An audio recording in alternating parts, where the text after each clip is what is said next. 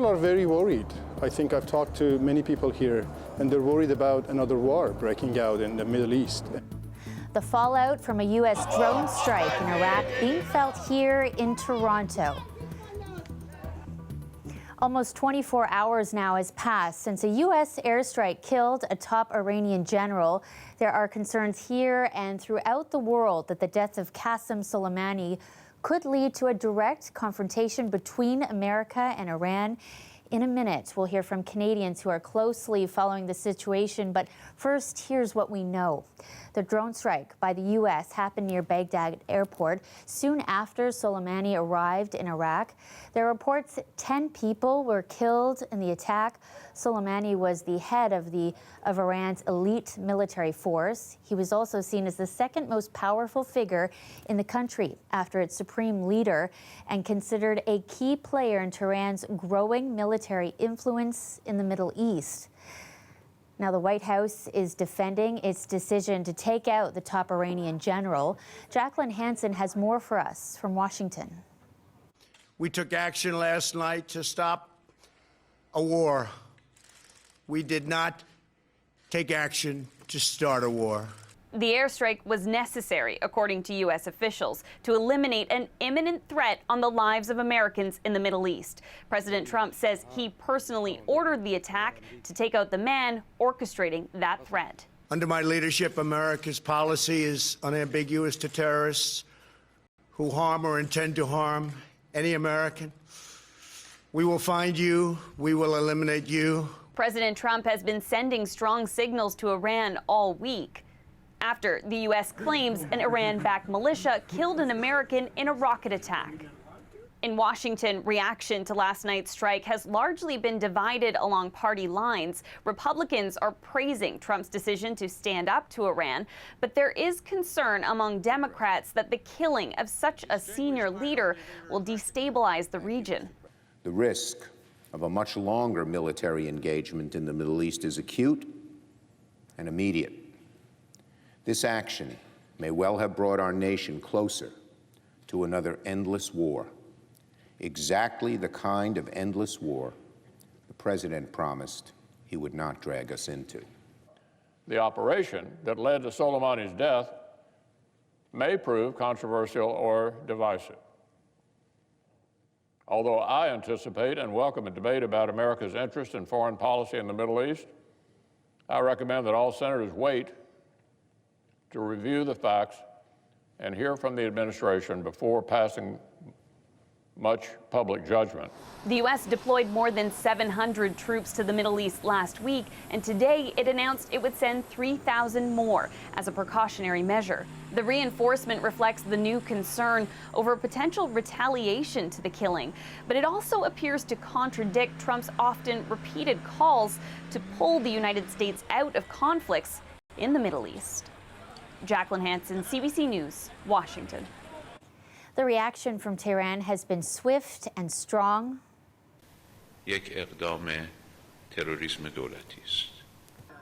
Iran's foreign minister calling the assassination an act of state terrorism, adding the regime is unified in saying the U.S. will pay. The country's supreme leader visiting Soleimani's home today.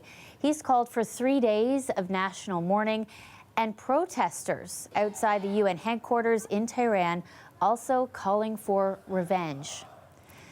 Iranians in the GTA are sharing their thoughts. Some took to the streets at a rally in North York today, while others are keeping in close contact with family and friends back home. Our Angelina King joins us now live. Angelina, you spoke with some of those people today. What are they telling you? Well, the big thing is they're concerned about what's going to happen next. Everyone I spoke with here still has family and friends back home in Iran. They say some are concerned this could lead to a third world war, while others don't think that will be the case, but they say they are afraid that living conditions there will get much worse. سلام اقدس جان چطوری؟ Mayor Dad Arianajad has been in close contact with family in Tehran. His cousin is telling him she couldn't sleep after learning U.S. airstrikes killed Iran's top general. Arianajad says while opinions differ on that, one thing remains. Everybody is worried, I think, these days because the possibility of another war in the Middle East is really scary. He says it's upsetting that Iran lowered its own reputation to the point the U.S. would take such drastic action. Since this regime has come to power, our passport, the Iranian passport, has lost its value. The Iranian currency has lost its value. And I think, unfortunately, there are many warmongering officials in power on both sides. Arianajad's cousin tells him she's not as worried as some about a potential war, but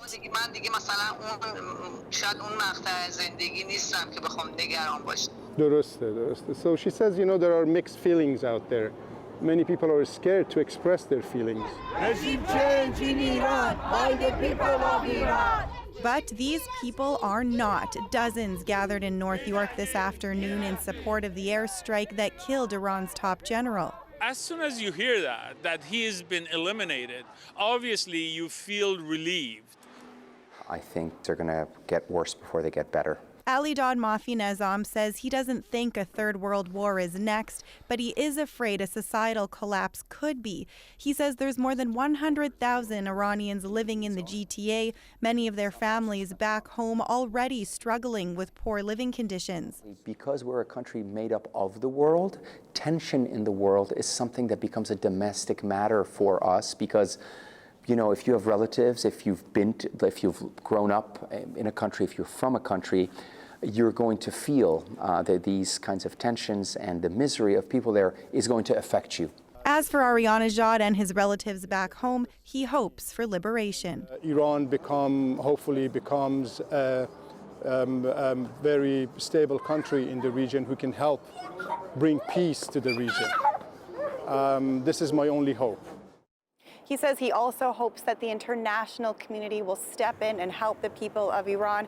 And Mafi Nazam says the question now becomes how countries like Canada can do that, given our ties to both countries, our trade and proximity to the U.S., and the amount of Iranians living here in Canada. Actually, the GTA has the second highest Iranian immigration population in the world. Los Angeles is the first. Shannon? Thanks, Angelina. Canada has hundreds of troops stationed in Iraq as part of a NATO mission there. Our country's foreign affairs minister issuing the following statement, Francois-Philippe Champagne said, "The safety and well-being of Canadians in Iraq and the region is our paramount concern," adding, "We call on all sides to exercise restraint and pursue de-escalation." The minister also stated the Revolutionary Guards, with Soleimani at the helm, had carried out aggressive actions that have had a destabilizing effect in the region and beyond. Most countries and world bodies, including France, Germany, and the UN, called for restraint and de-escalation. Meanwhile, Israel immediately stood by its American ally. Just as Israel has the right of self-defense, the United States has exactly the same right. Israel's prime minister cut short a trip to Greece to return home. And in Iraq, where the assassination was carried out, some took to the streets to celebrate. But the country's caretaker PM condemned the attack as violating Iraq's sovereignty. He labeled it a dangerous escalation that could trigger a, quote, destructive war in Iraq. You can find the very latest on the attack and the fallout online. Just head to our website, cbcnews.ca. To Brampton now, where tensions spilled outside a courtroom as first-degree murder charges were laid in a New Year's Eve shooting. 17-year-old Jordan Henry was killed. After court proceedings, a confrontation broke out between his family and family members of one of the accused. Police had to step in and separate them. Outside, one of Henry's sisters talked to reporters. He just didn't deserve this. If I can give him my life, he deserves to live, and I would rather go. When I found out that my brother was shot and he did not make it that night, I nearly lost my mind. I didn't know what to do. One of Jordan Henry's older sisters, Jody, asked us not to show her face. The family's still in the grips of shock, grief, and pain. I'm so numb, I can't cry anymore because it's just unbelievable. I still don't believe that my brother has passed, and I'm still waiting for him to come home to go in his room to play 2K, because that's all that he does. It was just minutes before New Year's when the 17-year-old was gunned down at a house party. Jody told us her brother didn't know many people there. Neighbors reported seeing as many as 50 teens running from the house. Police arrived to find Henry, but there was nothing they could do to save him. My favorite moment with Dave. This video taken by one of his bosses shows the grade 12 student goofing around. He was popular, a promising football player, looking forward to graduation and university. He's the best kid that I ever know, man. Is that kid never go out playing game. Peel homicide detectives charged 2 people. 22-year-old Zakaria Hassan of Hamilton is charged with first-degree murder. And 20-year-old Rukshar Wahab of Kitchener is charged with accessory after the fact. The relationship, if any, between them and Henry is unknown. So take this message from me. Outside the courthouse, Henry's sister talks directly to the accused. And I hope that you guys understand what you put our families through, because this child did not deserve it. No innocent child deserved to get killed because of ignorance, because you're cowards, because you want to use a gun. Both of the accused remain in custody. They're due back in court at the end of the month. Well, in other news tonight, this is probably not what parents want to hear before students go back to class on Monday. There will be another one-day strike by high school teachers next week. The Ontario Secondary Teachers Federation says members from a handful of boards will walk off the job Wednesday, January 8th. The largest board affected is Peel Region. Toronto Public High Schools not affected this time around. This will be the 4th one-day strike held by the OSSTF during their negotiations with the province. The union says the issues are class sizes, mandatory online courses, and funding cuts. The Education Ministry, meanwhile, says the main issue is teacher compensation. Talks were set to resume this month, but no date has been set. Chocolate, chewables, and cookies. Starting next week, pot users are going to have more choice when they walk into an Ontario cannabis store. Lauren Pelly shows us what's on the menu. Starting Monday, all these cannabis products will be legal across the province. And within weeks, the Ontario Cannabis Store says they'll be ready to buy online and on store shelves. We know that Ontarian adults have been waiting for these products for a long period of time. The prices range from more than $100 for some vaping products to under $16 for candy edibles. There are 59 products in total in this latest offering, everything from vapes to gummies to chocolates and cookies and even a cannabis tea. We're really excited that these are going to help us combat the illegal market a lot more effectively. But will customers make the switch? Right now, government-sold edibles can contain up to 10 milligrams of THC, lining up with Health Canada regulations. At illicit shops, you can find products with 10 times the potency for around the same price. 10 milligrams is the max? I'm sorry, that's just funny. People we spoke to say regulated products can't compare to the black market. They have like more potent cannabis, and sometimes it's cheaper. I mean, it's definitely cheaper than the government shops. Sometimes the governmental products are not as authentic maybe, or they just don't have as much of an effect, or I find them just a little bit more overpriced for the actual product. I have this feeling about it though that rolling out sanctioned cannabis sales has not been pretty well thought through. So far, the OCS has struggled with delivery delays and lost tens of millions of dollars in the last fiscal year, despite launching a website and multiple bricks and mortar stores. Now officials warn their latest offerings could sell out quick. There will be very limited supply when it comes to the variety of products as well as the quantity. More products will keep hitting the market in the months ahead, giving customers time to figure out if government vapes and edibles are worth the cash or just a buzzkill. Lauren Pelly, CBC News, Toronto. Message that vaping has health risks, some short-term, some long-term, and reminding people that if they're choosing to vape, they're choosing to expose themselves to those risks. Well, vaping products continue to roll out here. Alberta is confirming its first case of severe lung illness associated with the habit, marking the 15th reported illness in this country. We'll tell you more a little later on in the show. And it's the hottest ticket in town, and it could be worth $70 million. I'm Greg Ross. People are flocking to lottery retailers like this one to get in on tonight's record-breaking Lotto Max draw. We'll have all the details, and we'll tell you what your odds of winning are after this.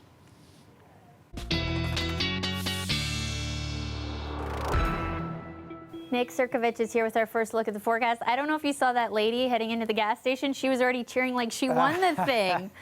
I know, that's because she hasn't heard her odds of winning yet, right? Yeah, we'll have that depressing news a little later on. Yeah, exactly. You know what? Fantastic weather today. A lot of people telling me that today was even nicer than yesterday just because it was less breezy. Yesterday we had the winds gusting a little bit more. Today, winds were pretty calm. We hit 7 degrees earlier on. We're sitting at 5 degrees right now as we head into the evening hours. Comes under cloud cover. What we are watching, though, is a system that's moving up from the south. This one here is going to do a couple things. It'll actually bring with it a little bit in the way of snow flurries for tomorrow for the GTA, and also in behind it drag in some colder weather, or cooler weather, really. We're still above seasonal, but cooler weather as we head through tomorrow and into the weekend. So here's a look at how the forecast plays out. Starting around 2 a.m. tonight, expect to see some flurries across the GTA.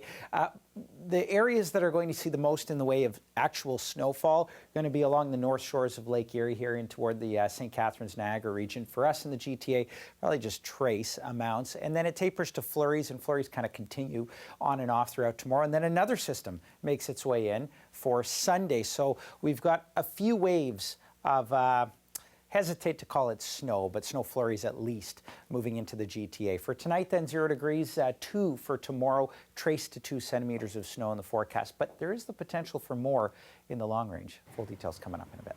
Okay, we'll check in with you shortly. Thanks, Nick. You're welcome. The jackpot for tonight's Lotto Max draw is a record $70 million. That's the largest prize ever in Canada, and that has many racing to their local lottery retailer to get tickets. Greg Ross joins us live from a gas station on Spadina. Greg, many people are hoping to cash in on this money, but you kind of have a reality check for us.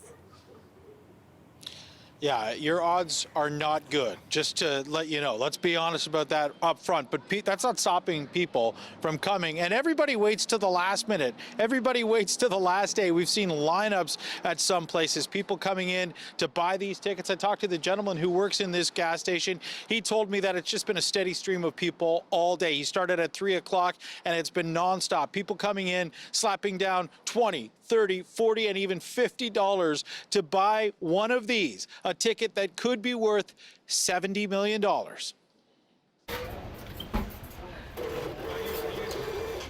It's the hottest ticket in town. We definitely see an increase in ticket sales once we hit a $50 million jackpot. Because that's and OLG spokesperson Dita Kute says there has been an increase in ticket sales today with $70 million on the line for tonight's Lotto Max draw with 10 additional $1 million prizes. So this is the biggest jackpot ever offered in Canadian history.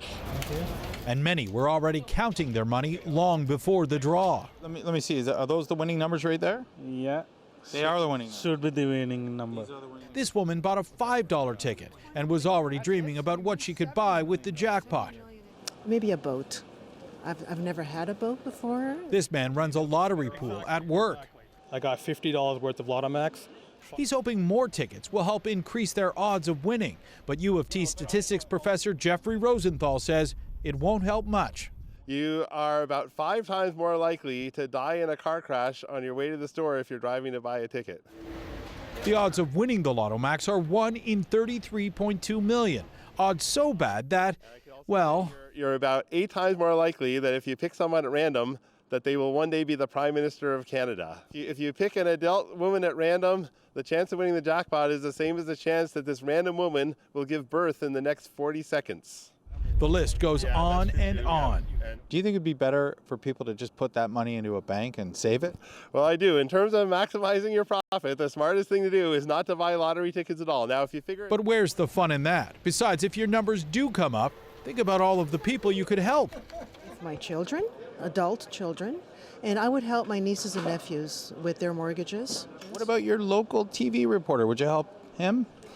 You know, a coffee, maybe even lunch. That's better than nothing, I guess. Worth a shot. Worth a shot. Why not? But yeah, you know, you have till 10:30 tonight to go and get one of these tickets if you want to get in on this draw. Now, if nobody does win this ticket tonight, if your numbers don't come up, well, they'll roll this jackpot over until Tuesday night, so there'll be another $70 million jackpot, but they'll increase the number of max millions. That's those $1 million prizes that are up for grabs. There's 10 of them up for grabs tonight. There'll be more if this rolls over until Tuesday, Shannon.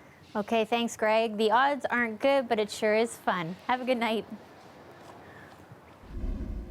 It's a passion. It's a lifestyle. I love it. I want to change the community, one person at a time. So I believe that martial arts gives the kids, gives the adults a great stress release. It builds character. After the break, teaching more than just karate, we'll take you to a studio giving parents peace of mind by letting them pay whatever they can. We'll be right back. The weather update is brought to you by Train, the most reliable heating and cooling brand. It's hard to stop a train.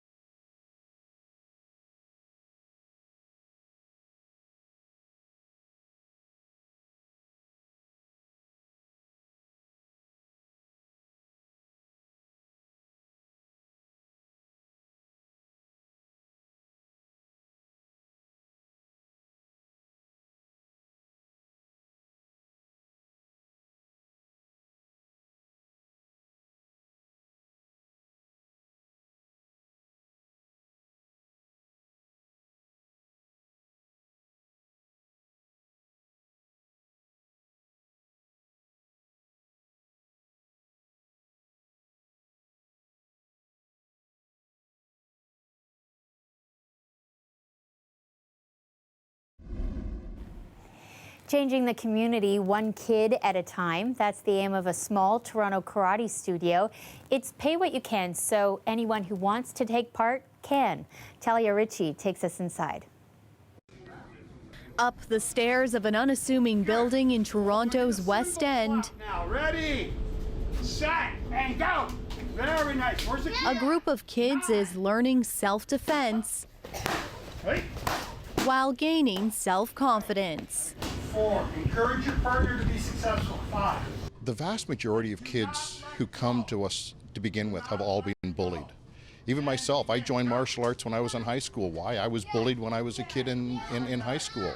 And throughout the years, hundreds of kids from all backgrounds and abilities have come through these doors and made their way up the ranks of different colored belts. I have a brown belt with a stripe on it. School is so tiring, and I just come here and have a break and enjoy myself. At a price that's accessible to everyone.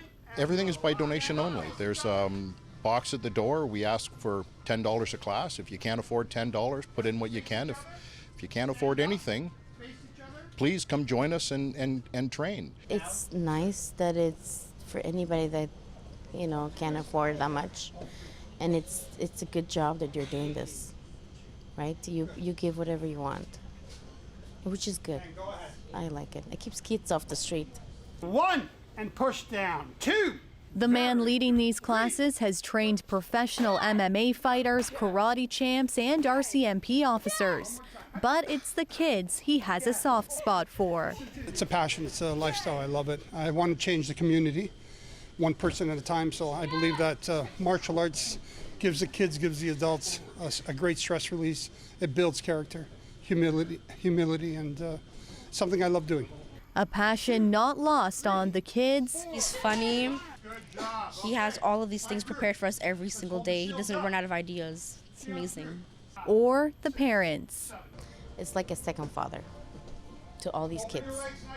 This little dojo has been operating in this location for the last 6 years, and these classes happen 4 times a week. Anyone is welcome to attend. Talia Ricci, CBC News, Toronto. Can't find the staff. It's been a tough ride. We've advertised on Job Bank, Indeed, a lot of these places, and no resumes.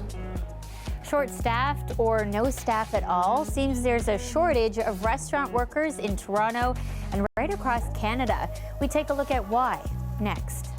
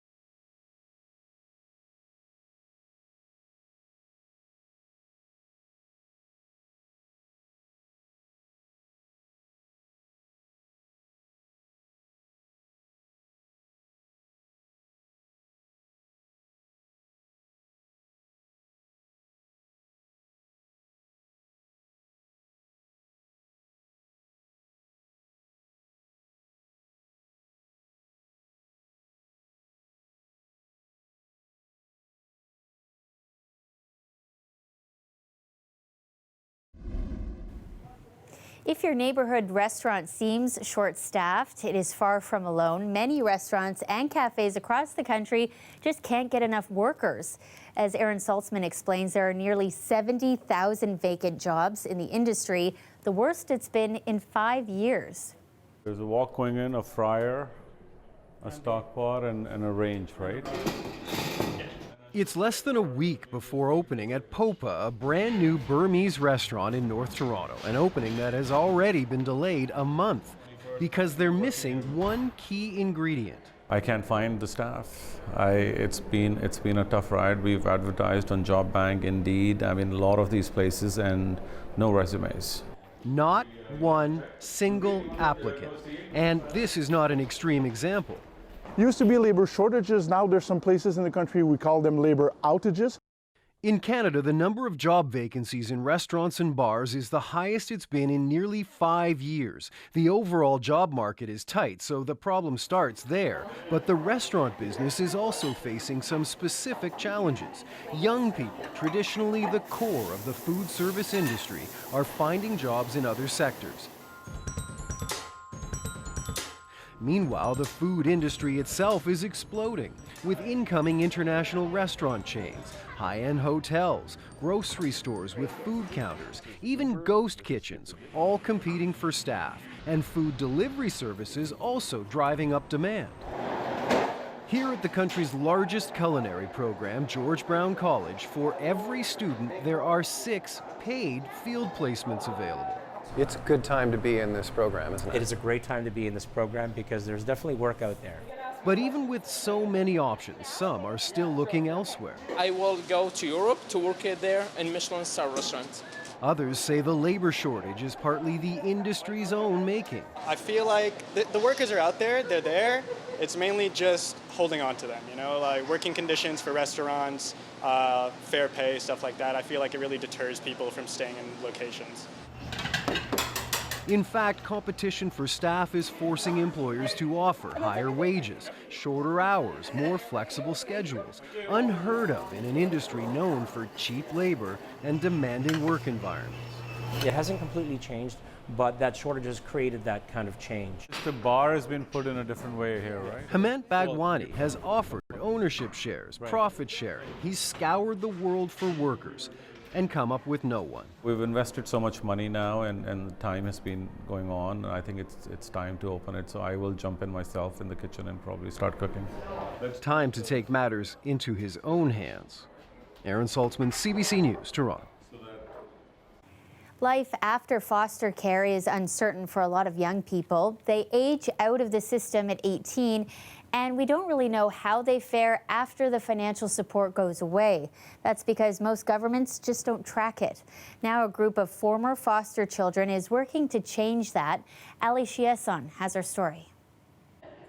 Jane Kovarakova and others who have been in foster care advocate at the legislative level to get better supports for young adults who are about to age out of the system.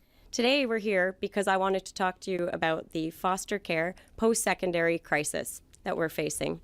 That's kind of the part that was difficult for me is because Canada doesn't keep track of how many foster kids go to college, she's armed with data from other jurisdictions. And if those studies turn out to be true for Canadians, the success rate looks bleak. Of the qualified foster children for post-secondary, only 20% will enroll, compared to 60% of their peers.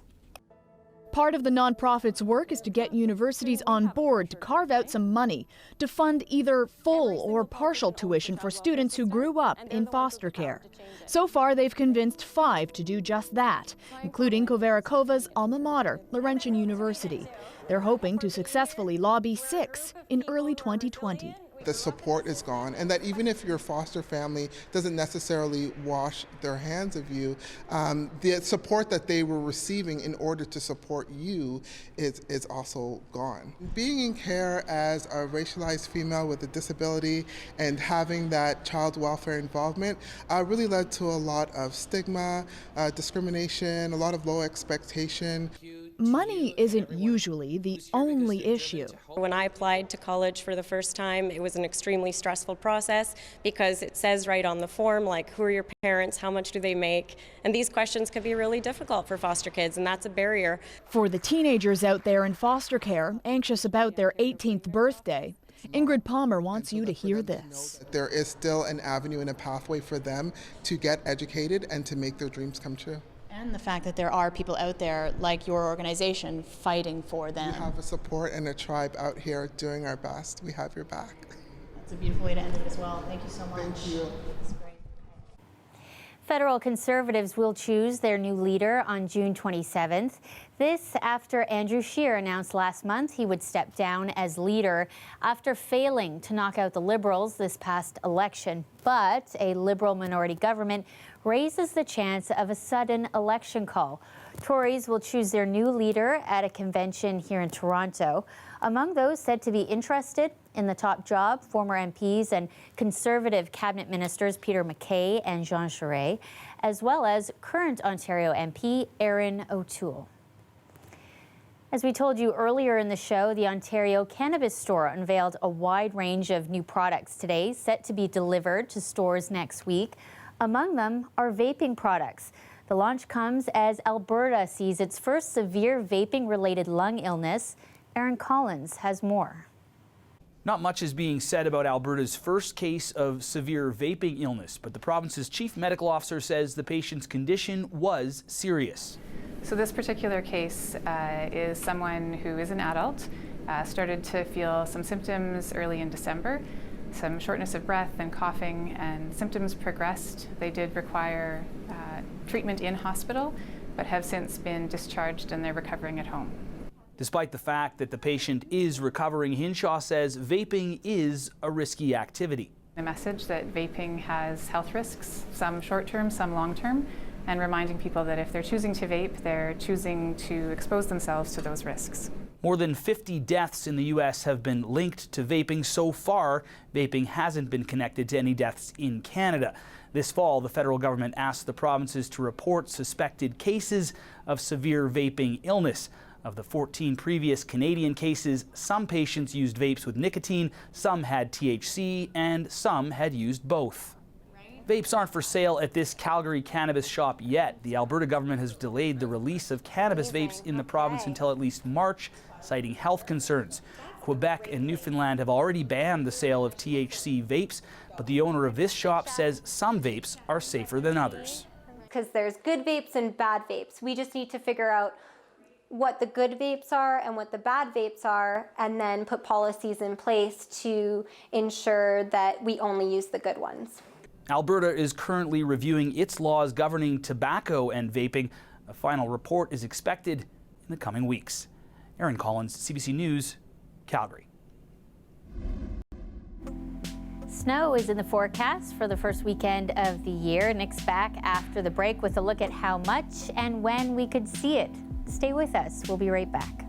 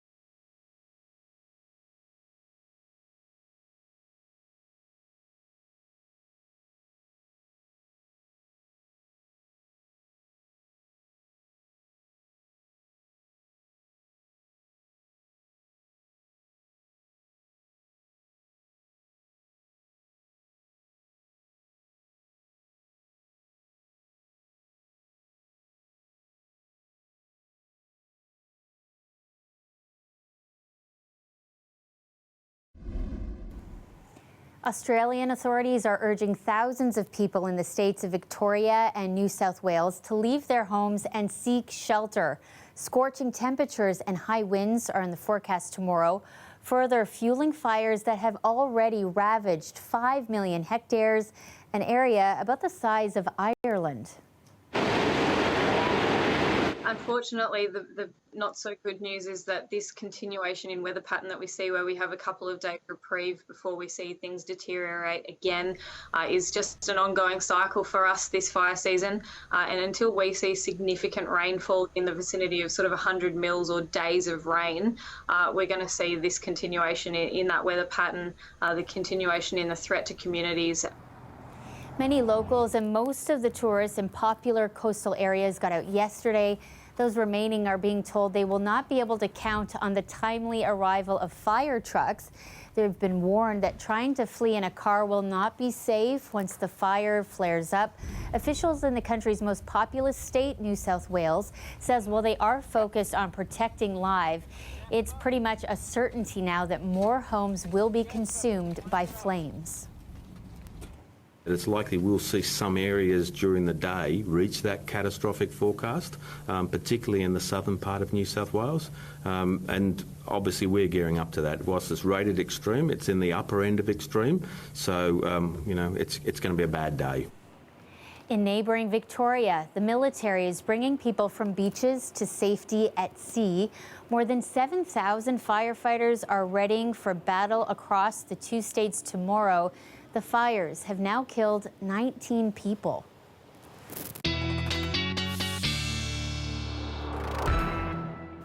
Nick is back now with a look at our local forecast, and you're saying you don't really want to call it snow, so it's kind of like rain, snow, something in the middle. Yeah, well, for those of you that want snow, I don't want to get your hopes up too much.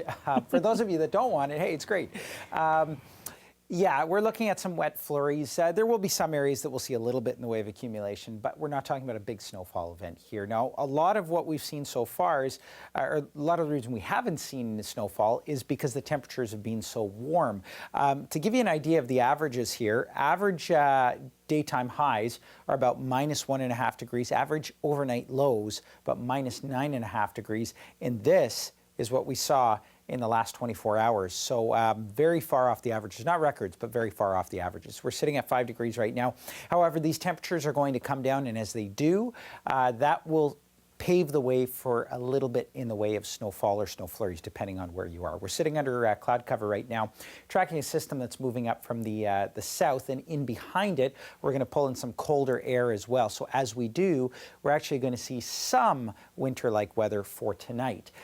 Here's how it times out for us. Around about 2, 3 in the morning, we'll see some snow flurries across the GTA, most of it sort of Long Point eastward toward St. Catharines and Niagara. GTA probably closer to about trace amounts, then flurries throughout the day tomorrow. Kind of clears out into Sunday morning, and then Sunday we're watching an Alberta clipper that's going to move through. Not a whole lot to this thing, but it could bring a few centimeters of snow as well. So in terms of how much we can expect, best chance for seeing snow down toward the St. Catharines, Niagara area. Toronto, trace to 2 centimeters at best, and with the temperatures being mild, likely closer to that trace mark. 0 degrees through the overnight period tonight and then into tomorrow. Highs to 2 degrees. Winds out of the northwest will mean we'll see a few streamers just coming off of Lake Huron, Georgian Bay. 1 degree on Sunday. Better chance of seeing accumulations there Sunday, late Sunday into early Monday. About 1 to 3 centimeters.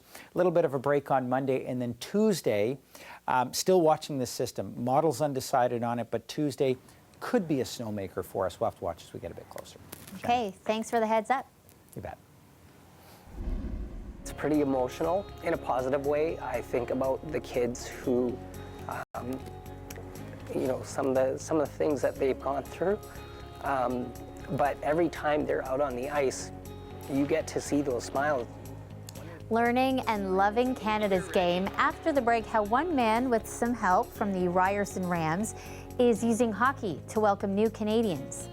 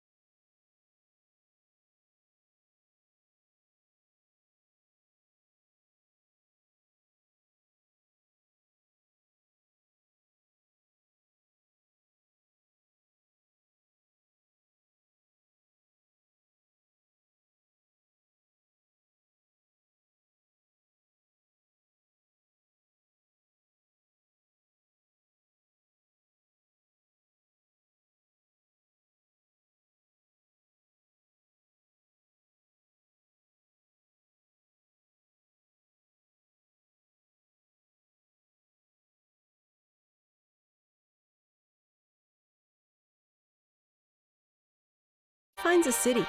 It's the people. Torontonians are diverse, friendly, fanatical, and adventurous. We are the mirror to this amazing, shining city on the lake. Our Toronto is your Toronto. Hundreds of children are getting the gift of belonging this season, and they're getting it where so many memories are made in this country, on the ice. Katie Nicholson tells us about a local program and the man behind it. The path to becoming Canadian can be a little slippery. But these kids are getting a helping hand. And a crash course on how to play Canada's game. All in the name of helping new Canadians develop a better sense of belonging. That's perfect. Moazine Hisham started Hockey for Youth 4 years ago. My parents came to Canada in 1972 from Uganda, and I was born in Vancouver. I was given my first set of hockey equipment by our neighbor who still lives across the street from my mom. And they said, you should put your youngest son into hockey, and my parents obliged, and it gave me an opportunity to feel socially included. We're also going to do some turning today. He's now extending that opportunity to hundreds of other kids from 30 countries who also just want to belong. What you want to do is make sure you put more of an emphasis on your rotating your ankle. So Keelan Farron volunteers with Hockey for Youth. I grew up kind of part Indian and part Scottish. There you go, and then you cross over just like that. Yeah. But it's hockey that has played a key part in Farron's Canadian identity. Definitely, I think of like winter days where you kind of go on the pond in the backyard. You're kind of just always outside in the snow and skating. I think hockey is just something that I see myself as when I say, I'm Keelan, I'm a hockey player. Are you excited? Farron and the rest of the Ryerson Rams women's hockey team provide a steady hand to guide the kids. Yeah, I did the whole thing without falling. The whole thing. Hockey belongs to everyone. It's not just people who can know how to play the sport, but people who want to watch a sport, who maybe want to get involved in the sport. I think it just extends further than just playing the game and just growing to love the game. You're ready. And it appears to be working. Gaurav Akram is from India, where field hockey is big, ice hockey, not so much. Skating on ice was. But he's learning. In future also a chance to play hockey, like join it. You want them tighter? Just let me know. Cool? And that's exactly what Moazine Hisham wants to hear. It's pretty emotional in a positive way. I think about the kids who, you know, some of the things that they've gone through. But every time they're out on the ice, you get to see those smiles. When they fall for the first time, it's amazing to see them get back up. And that's what we talk about all the time is when you fall, you get back up and you try again. Hey, buddy. And for Hisham, this program is deeply personal. For me, I always tell my mom and my dad that it's kind of a full circle experience in terms of they put me into hockey and now I'm using the game to give back. There you go. And as the program expands into a third city, it's a gift that keeps on giving, the gift of hockey and belonging. Okay, so all the way, follow me, let's go. Let's go, hurry up. Go. Katie Nicholson, CBC News, Toronto. Do you have a show plate? No. Do you have any moving violations? No. Do you drink on the job? No. From mobsters to partying teenagers to the emotional journey of an African-American family. Eli Klausner goes through his top 3 movie picks of 2019, coming up after the break.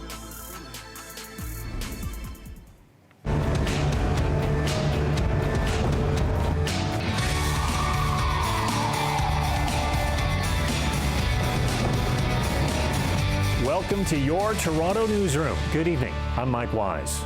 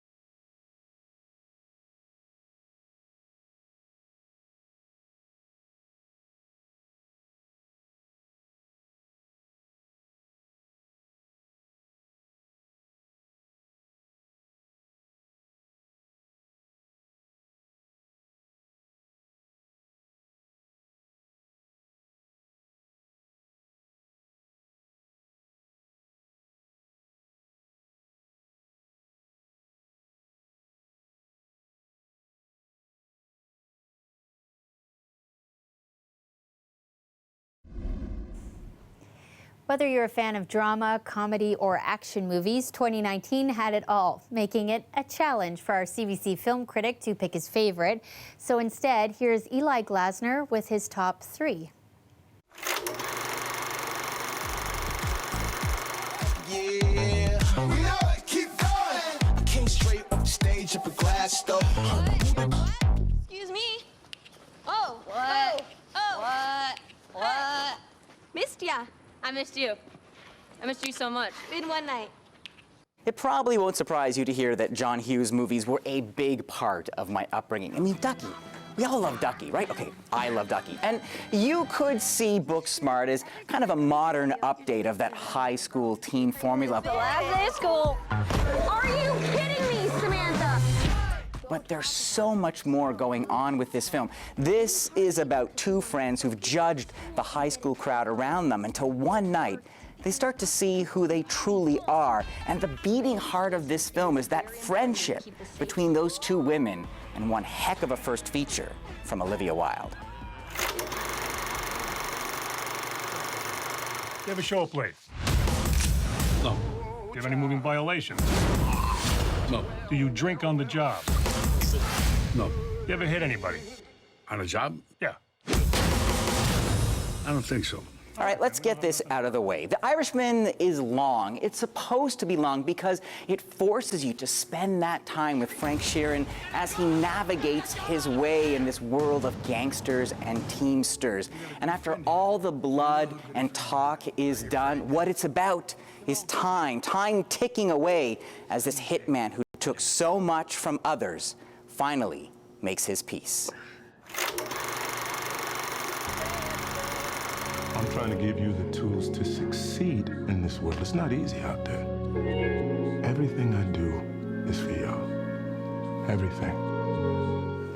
From Joker to Parasite, Hustlers, Knives Out, and Motherless Brooklyn. Again and again, for me, the theme of 2019 was the various ways we divide ourselves, whether it's shattered societies or souls. And that theme is present in my #1 film of the year, Waves. But here, the trauma is personal. It begins with a family brimming with potential. The father-son bond is strong, but too much is left unsaid. And in those spaces, that crack widens until utter destruction. Come on! You pushed him! What a difference. With a roving camera, a blistering soundtrack, and actors at the peak of their emotional range, Waves shows us a family torn apart. But then the next step, the hard part, the healing. It's been hard, hasn't it? Let go of the prayer. The end, it's something the dad says. All we have is love. All we have is love. That's what it's about. The love, and that's what I loved in 2019. Eli Klausner, CBC News, Toronto. And that could be your homework for the weekend if it's going to be kind of snowy weather. Yeah, stay inside. And you know what the thing is, the snowy weather I was talking about, yeah. It's not really enough to get out there and make a snowman and all that stuff. Yeah. So maybe it is one of those sort of stay-at-home weekends and don't go out there and drive or whatever else. It's not going to be too bad. Right. For those of us like myself that like the snow. You know, it's not going to be much for you, but anyway, it'll make it look a little bit more winter-like. I mentioned the forecast there. It's going to be pretty mild still. 0 degrees through the overnight. Now, the average overnight low is about -9.5, so we're way off the average. Yeah. Tomorrow, about trace to 2 centimeters of snow. More so if you're down around the Niagara region, then you're looking at actual accumulations of maybe 4 centimeters. And then another little system moves through on Sunday. That's going to bring with it a couple centimeters of snowfall for the GTA, about 1 to 3. But Tuesday, the one that we're watching, right, if you like that snow. Right. That one could be more, but you know, the model's really undecided about this. And one of them's saying nothing, the other one's saying 10 plus centimeters. Yeah, so a lot of variation. Right, so you could see that snowman making snow coming soon. Yes, exactly. That's what I'm hoping for anyway. Yeah. Well, you hope for that. I will hope for the other way. Yeah. That's our show for tonight. Thank you so much for watching. Mike Wise is back next at 11 with your local news. Have a great weekend.